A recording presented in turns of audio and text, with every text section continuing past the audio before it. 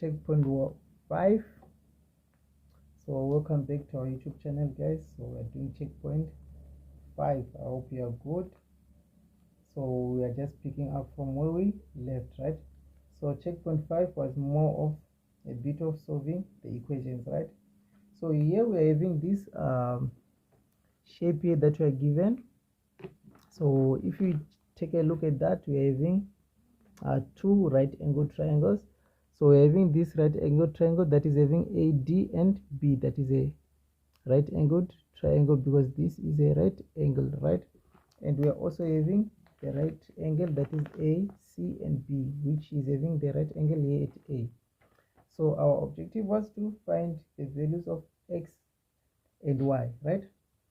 So if we are taking a look at X is falling in this triangle and also in this triangle, right?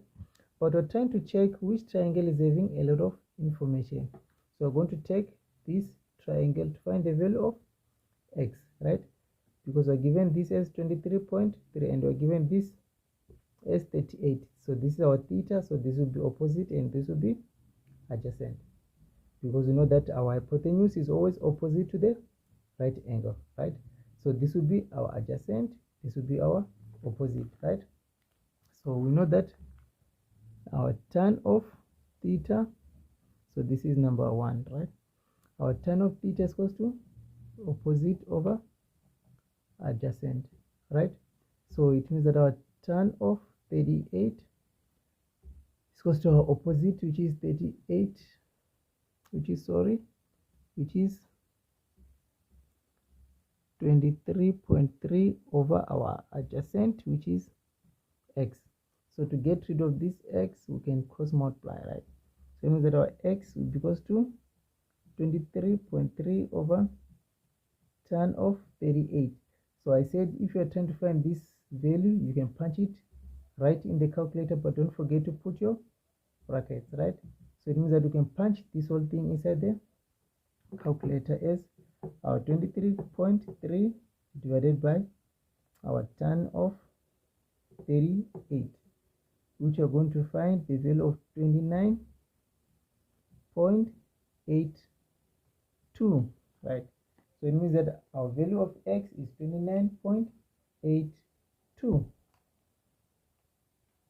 right? So it is 29.82. So now let's try to find the value of Y using the other triangle where Y is falling in, right? So looking at this triangle again, what are we having? So this is our angle, so it means that our Y is our opposite, and this that we've already calculated is our adjacent, because our angle now is here and our hypotenuse we are not having any value, right? So it means that again we can use tan of theta, because tan of theta says opposite over adjacent, right? So we can say tan of theta is equals to opposite over adjacent, right? So this will be tan of 47, because now our angle is 47, right?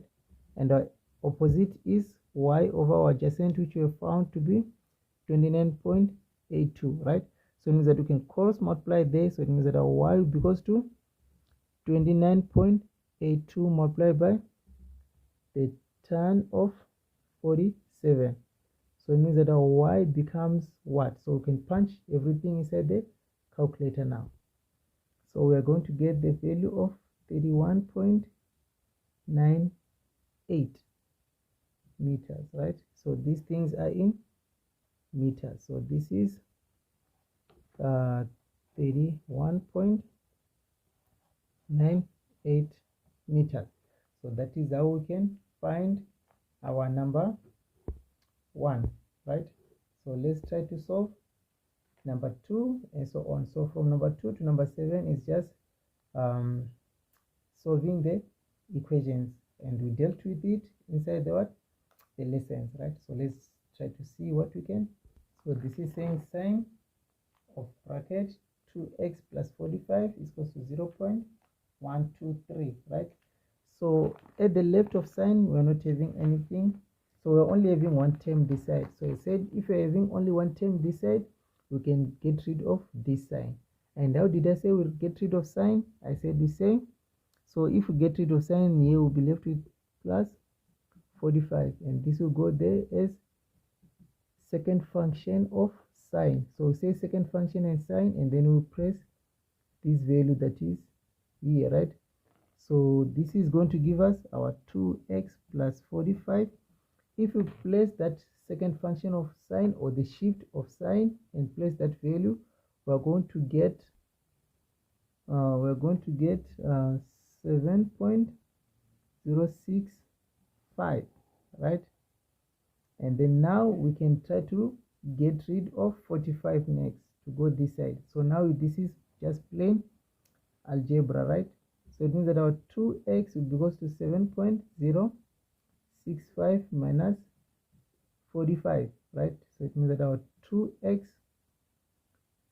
will be equals to negative 37.935, right? And now trying to get rid of 2 to be remaining with x, so it means that we are going to divide throughout by 2, right?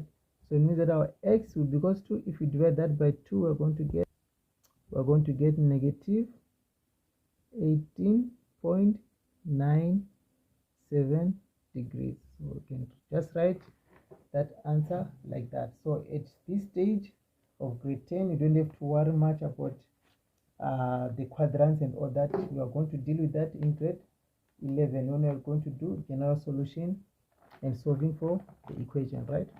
So let's go to the next question, number 3. So this may seem a bit complicated, but actually it is very, very simple, right? How? Because we know the value of cos 57, so we can punch inside the calculator.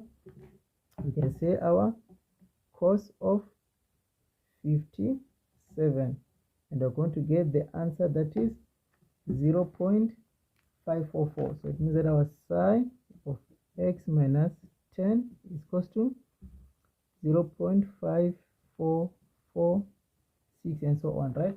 So again, we can get rid of this sign. And how did I say we get rid of this sign? We can do the second function of sine of 0.544 like that.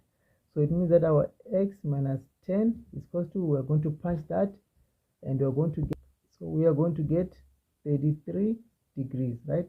And now we can get rid of this 10 to go that side. So it means that our x will be equals to 33 plus 10. So our x will be equals to 43 degrees. So that is our value of x. So it means that now we can go to the next question, which is number 4. So we're going to do the same thing again. So this is saying tan of x is equals to 3 sine of 41, right? So again, this side we can be able to calculate this, because we can punch in the calculator the value of sine of 41, and then you can multiply it by 3, right? So this is more like you are going to multiply this by what's here, right?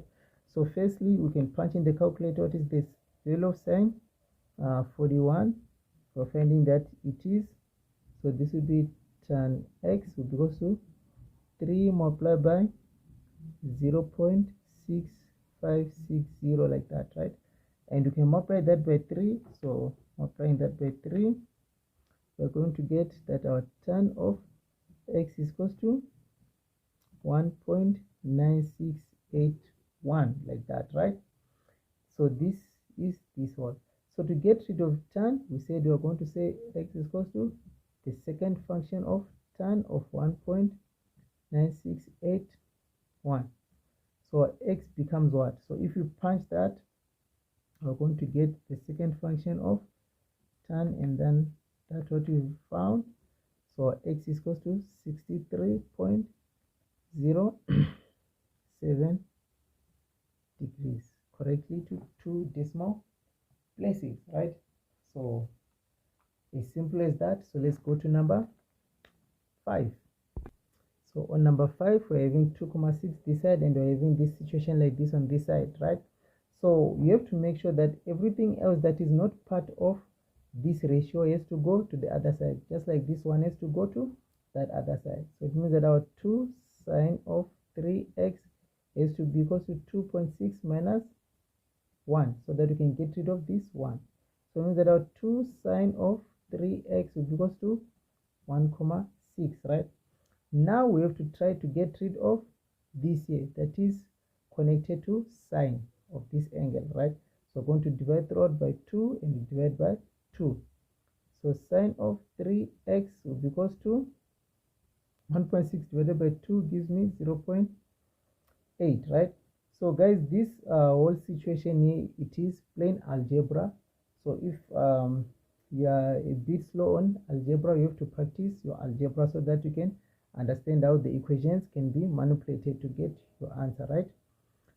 So now we're trying to get rid of sine this side so that you can be left with this, right? So again, we're going to say 3x is equals to the second function of sine of the angle, right?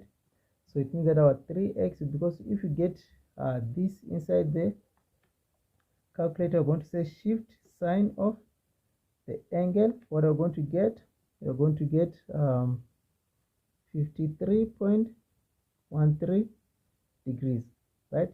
And now we can divide throughout by 3 to get the value of x, right? So it means that our x will be equals to, and we divide by 3 there, we're going to get our answer as x is equals to 17.71 degrees. As simple as that. So it means that we are going to get to number 6 and see how we can find the answer to number 6, right?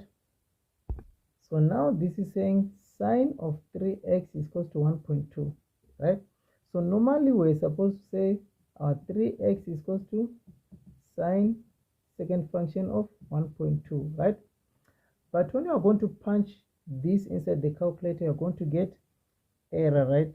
This won't happen. This won't be possible. And so it is going to give you math error, right? So which is something that we've explained, that any ratio of sine can never be bigger than 1. So this is bigger than 1. In other words, they're saying the opposite is bigger than the hypotenuse, which will never happen. So this one has no solution. So this one has no solution. We don't have to cry around saying we cannot get it. It is simply no solution. We cannot solve this type of question. So let's go to the next one. So here again, we have to deal with this. So first thing, we have to get rid of this 5 to go to that other side. So it means that our 2 sine of theta will be equals to 0.8 minus 5, which are 2 sine of theta will be equals to negative 4.2. And now we can get rid of this 2. So we divide by 2 and we divide by 2. So it means that our sine theta is equals to negative 2.1. So again, our theta will be equals to the second function of 0.1, like that, right? And again, this value is bigger than 1. So it means that also this one is going to give you math error of and no solution, right? So again, this one is no solution. So this is just a heads up so that you can know that there are some of the equations that they cannot be solved, right? So here, if you punch that in the calculator, you're going to get math error, right? So yes, having said that, this is the end of checkpoint 5. I hope you learned something and you saw how you can be able to manipulate your equations and how you can be able to solve your equations. So having said that, if you haven't subscribed, please subscribe and like and share, and see you on the next checkpoint 6, which will be our last checkpoint on grade 10 work, right? I hope you learned something, guys. See you on the next one.